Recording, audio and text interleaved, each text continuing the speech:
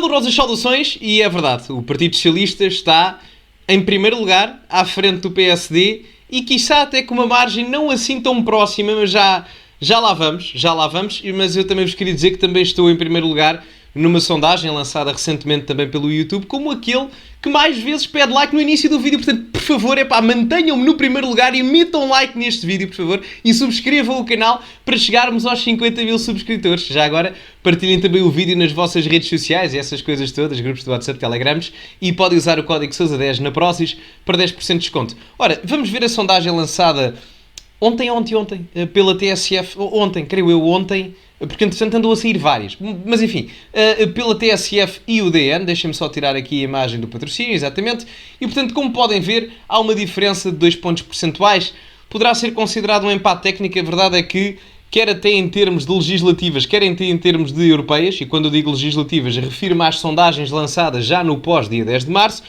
a vantagem tem sido tendencialmente quase sempre, para não dizer sempre, porque me pode estar a escapar alguma, mas para o Partido Socialista, e o PSD tem estado sempre atrás, apesar de Montenegro, enfim, não ter feito grande coisa. A verdade é essa.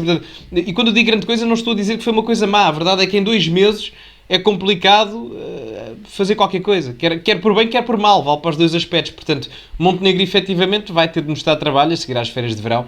Até agora foi o aquecimento, muito honestamente, mas não é por ser ele, seria qualquer pessoa, porque isto é muito pouco tempo. Mas mesmo assim o PS continua à frente, o que é o mais, enfim, surpreendente no meio disto tudo. Não há muito mais a dizer entre aqui o Bloco Central. Depois o Chega volta aos 18% nesta sondagem, o que é uma recuperação interessante, tendo em conta a queda do dia 9 de junho nas europeias. Portanto, eu sei bem que são eleições diferentes, etc. Mas aqui talvez nos diga uma coisa que eu já vinha a dizer há vários meses sobre a tendência eleitoral do Chega.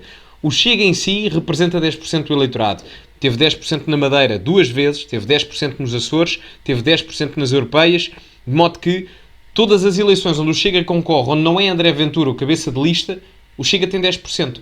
Quando tem André Ventura como cabeça de lista, no caso as legislativas, chega a 18%. Portanto, parece-me ser...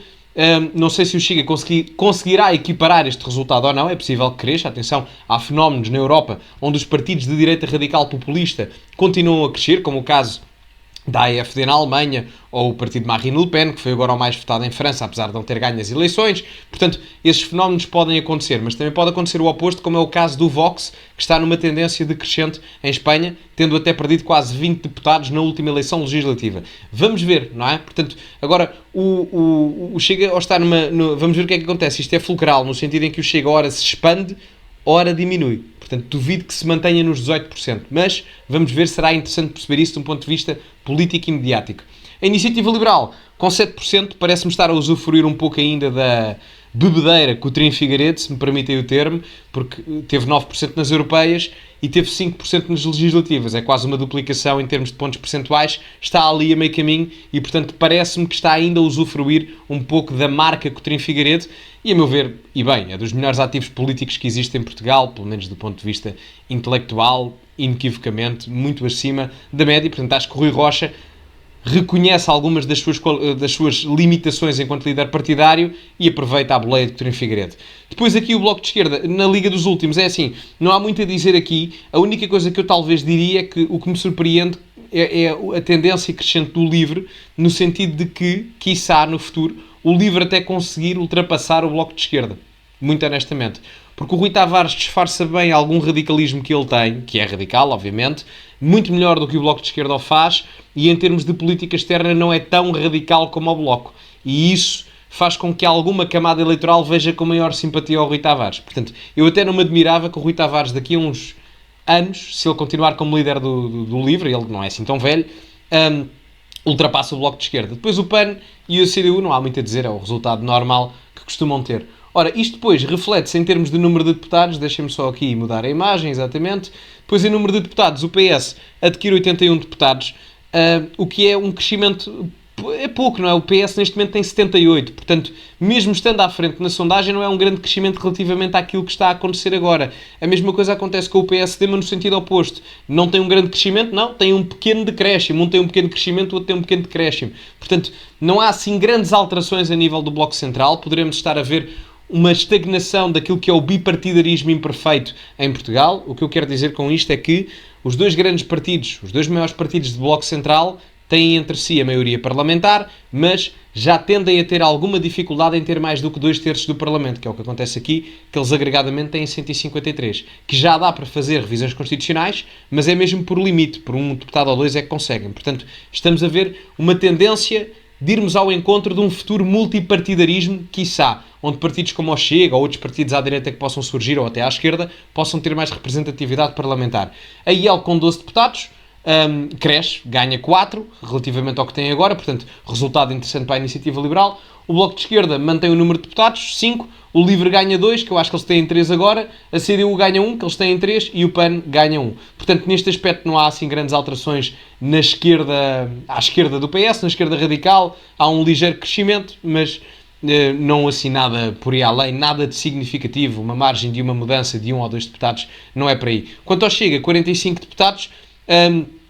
perde de 5 deputados relativamente àquilo que tem agora. Relembro que estas sondagens são feitas sem os deputados da imigração. Creio que o Chega conseguiu 2 deputados pela imigração, se eu não estou em erro. Portanto, é 45, seria comparativamente a 48. Há uma perda, uma ligeira perda. Portanto, eu diria que de um ponto de vista geral não há assim grandes alterações significativas relativamente ao dia 10 de março, relativamente a esta sondagem. A única grande diferença, que não é assim tão grande, é talvez a passagem do PS para primeiro lugar, mas a verdade é que ganha 3 deputados e o PSD também só perde 6, também não é uma diferença assim por aí além, quer de um lado, quer do outro. Chega também perde 3, não é assim uma grande diferença em 50. A Iniciativa Liberal, já digo que é uma diferença maior porque ganham 4 em 8, portanto, metade, acrescem metade daquilo que é a sua bancada parlamentar atualmente.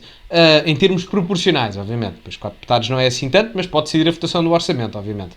Olhando para aquilo que são os governos possíveis em termos de coligações, PS e PSD com 153, um bloco central é possível de fazer, com revisão constitucional também, mas ao limite, relembro, se tiverem menos 3 deputados já não conseguem fazer, o que é bom. O Iniciativa Liberal, o Chega e o PSD com 129 deputados, portanto têm a maioria parlamentar, não tendo a maioria suficiente para fazerem revisões constitucionais à direita do PS. Chega e PSD sozinhos têm 117 deputados, o que significa que conseguem por si só ter uma maioria parlamentar e por eles, segundo esta sondagem, se houvesse eleições no dia de hoje, ter uma maioria parlamentar. E depois, nos espaços que não há maioria parlamentar, temos a esquerda toda junta, o PS mais a esquerda toda, 101 deputados, e o PSD e a Iniciativa Liberal, o espaço à direita do PS sem o Chega, com 84. Portanto, há aqui o que pode acontecer, ou seja, não há assim grandes alterações relativamente ao que existe agora, não é? Portanto, também passou pouco tempo, eu tenho dito isto, é complicado avaliar o governo, porque eles estão há pouco tempo. A realidade é, eu sei que às vezes vemos os líderes partidários à esquerda e à direita, o Montenegro é muito bom, o Montenegro é muito mau.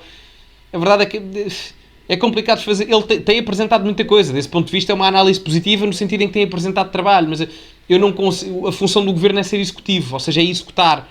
Portanto, eu não lhe consigo dar crédito ou de mérito porque não há tempo para ele ter executado aquilo que se propôs a executar, não é? Portanto, é complicado e isto reflete-se um pouco nesta sondagem, porque não houve tempo para haver grandes mudanças. Parece-me ser a explicação disso mesmo. Depois, olhando aqui para a distribuição do número de deputados, eu queria só buscar os meus óculos que eu aqui vejo mal, desculpem lá, tenho que metê-los, senão não consigo ver. Depois aqui para o número de deputados, temos aqui uma particularidade, é que o Chega mantém a capacidade de eleger em quase todos os círculos eleitorais, à exceção de Bragança, ou seja, repete-se aquilo que aconteceu nas eleições do dia 10 de março. O Chega elege em todos os círculos eleitorais, à exceção de Bragança, como podem ver, até em zonas onde tradicionalmente era só PS e PSD, o Chega consegue eleger em detrimento do PSD, como podem ver ali, por exemplo, em Porto Alegre, não é? Ali logo em cima de Évora, o PSD não elege em detrimento do Chega. E vemos também uma tendência, que também já era semelhante ao dia 10 de março, o Chega em primeiro lugar no distrito de Faro, no Algarve, e o Chega também a ser a segunda força política a sul do país. Ora em Setúbal, ora em Beja, em Faro é a primeira, e ora em Porto Alegre. Exceção feita ali para Évora, que está em terceiro, mas mesmo assim com o mesmo número de deputados eleitos na região que o PSD.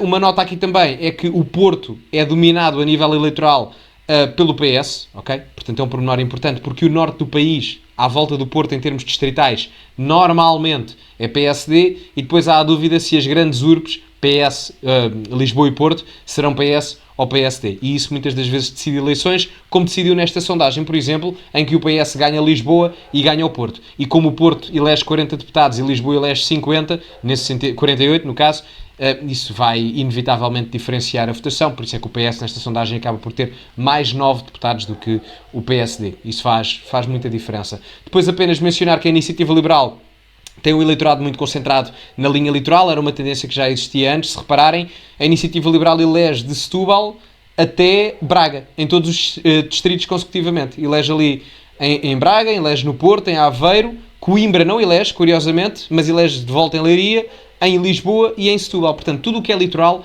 a Iniciativa Liberal elege, o que é tendencialmente conectado a um eleitorado mais urbano, de característica, passa a redundância, liberal, é o normal. Depois, olhando só aqui para a questão dos conselhos, só para se ver mais aprofundadamente, um pouco já a representatividade distrital que víamos, isto aqui é só mais para molhar o olho, não é? Portanto, acho que fica engraçado e, portanto, já sei um bocado da representatividade, o Chega ali com maior proeminência eleitoral em Faro, em algumas zonas, já ali da margem sul, distrito de Setúbal e também do Alto Alentejo, isso é normal, algumas câmaras poderão vir a ser do Chega em 2025, vamos ver, seria interessante de ver, e há ali uma câmara do Chega ali em cima. Aquilo lá em cima é o quê?